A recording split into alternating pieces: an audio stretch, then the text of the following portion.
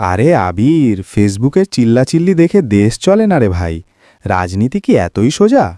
কেন দাদা? এই তো সবাই বলছে ইনিই সেরা। আমি তো ওনার ফ্যান হয়ে গেছি। শোন দাদু ভাই, পলিটিক্স হলো অনেকটা আমাদের বাড়ির বাজারের মতো। অবাক হয়ে, বাজারের মতো মানে?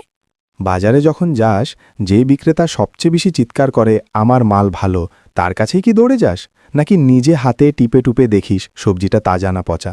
আরে দাদা, আপনি না ব্যাকডেটেড রয়ে গেছেন। এখনকার রাজনীতিতে যার গলা যত বড় তার পাওয়ার তত বেশি। ওনার কথা শুনলে রক্ত গরম হয়ে যায়।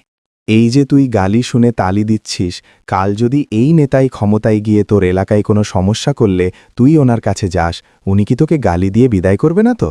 যে অন্যের সম্মান করতে জানে না, সে জনগণের সেবা করবে কিভাবে? একটু থতমত খেয়ে, তা তো ঠিক, কিন্তু দাদা সবাই তো ওনার নামই বলছে, চারদিকে ওনারই পোস্টার। পোস্টারের রং দেখে মানুষ চেনা যায় না রে। যেমন